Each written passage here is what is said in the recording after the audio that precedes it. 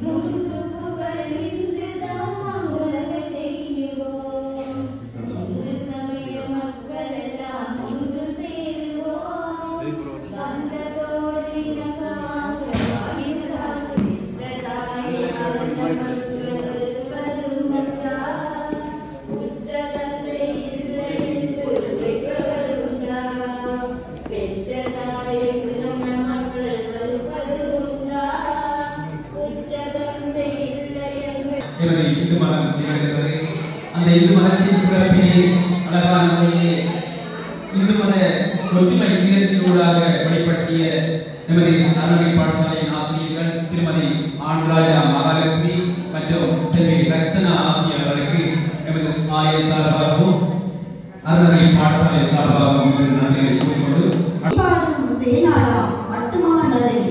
செங்கரையில் அமர்ந்து அருள்புரியும் ஸ்ரீ சித்திவிநாயகரின் மகா சிவராத்திரி விரதத்தை முன்னிட்டு எமது அறுவடை மாணவர்களால் நடாத்தப்படும் கலாச்சார நிகழ்வுக்கு வருகை தந்திருக்கும் எமது ஆலய பிரிவுகளான ஆனந்த குருக்கள் அவர்களையும் நிர்வாக சபை உறுப்பினர்களையும் தொண்டர் சபை உறுப்பினர்களையும் வருக வருக என வரவேற்கின்றோம். மற்றும் எமது ஆலயத்திற்கு பல வருடங்களுக்கு உதவி புரியும் நலப்பிரிவுகளையும் பக்த அடியார்களையும் பக்தர்களையும் பொதுமக்களையும் வருக வருக என வரவேற்கின்றோம்.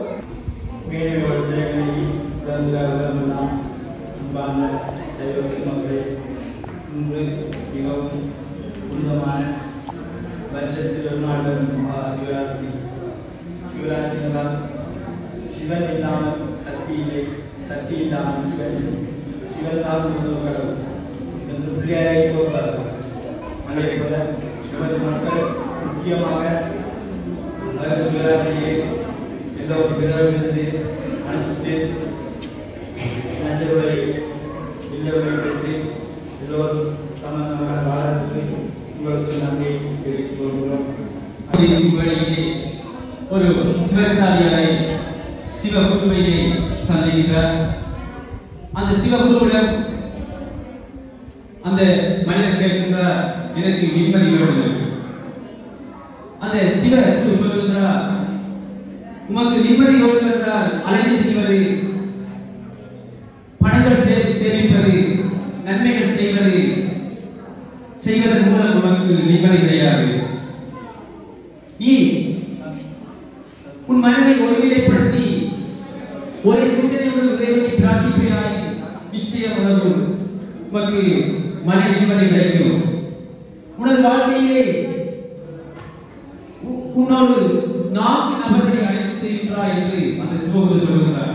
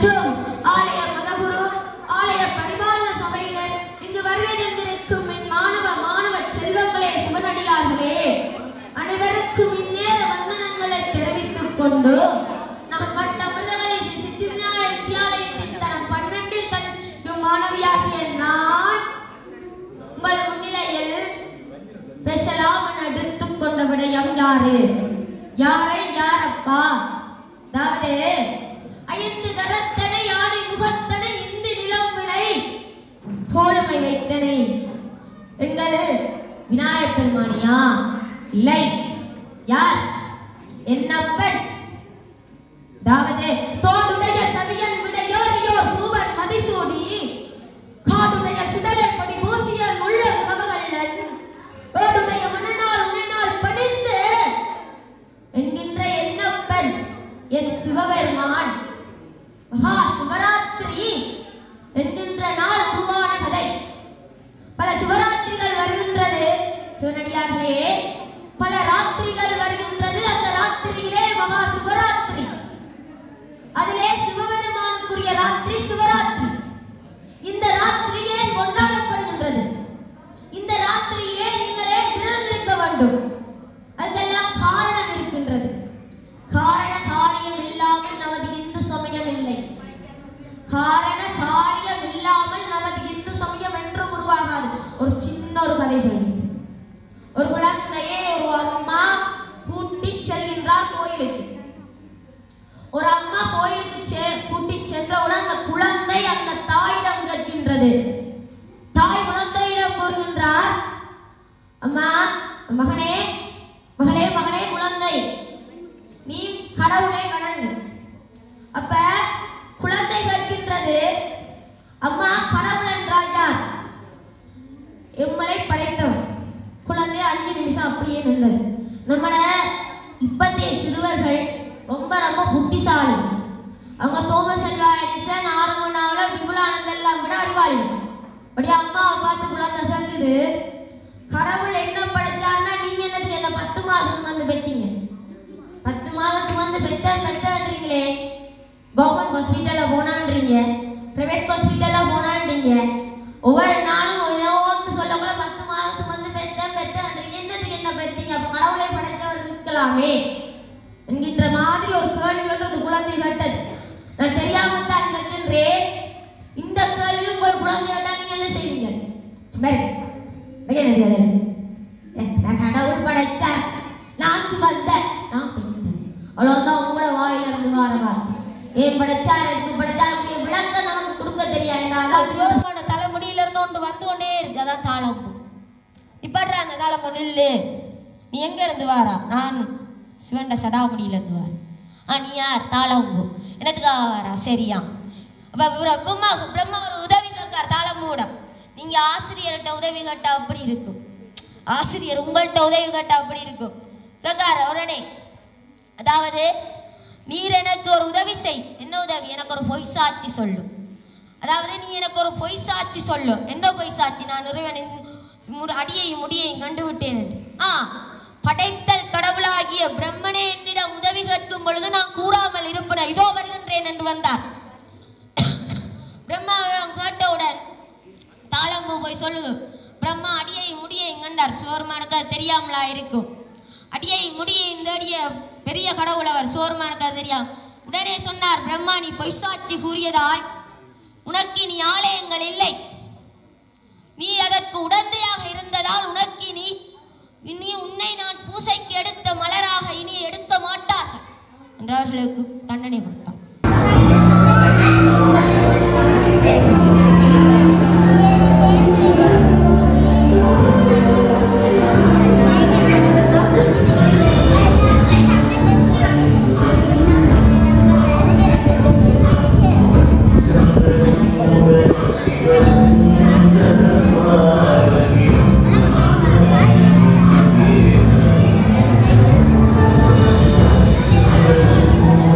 Because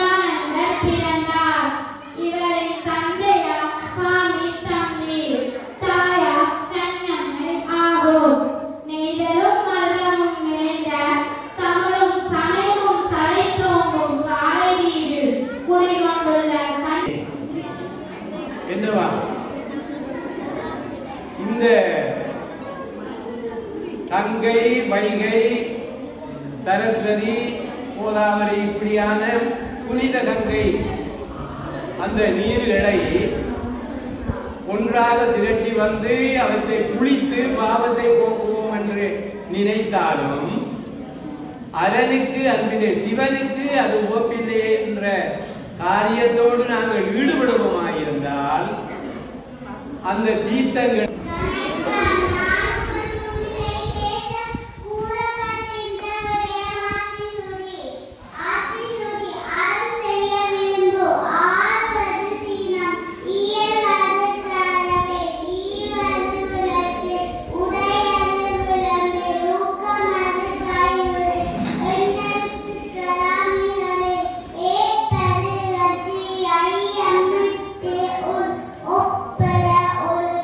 Oh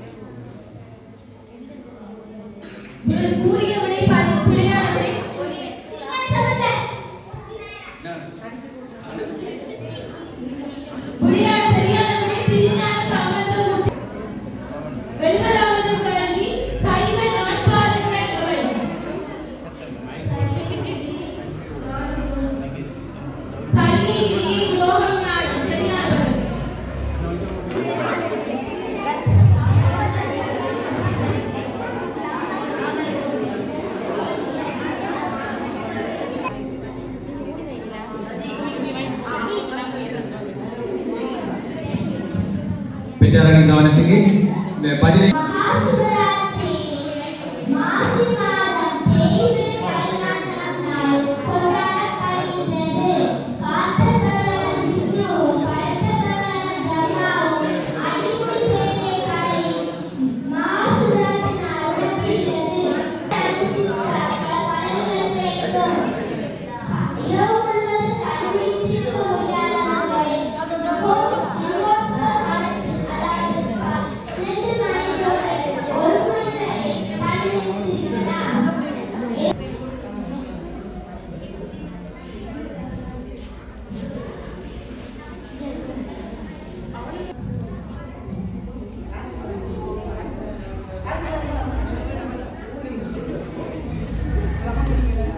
Secretary Sri Vinayakar,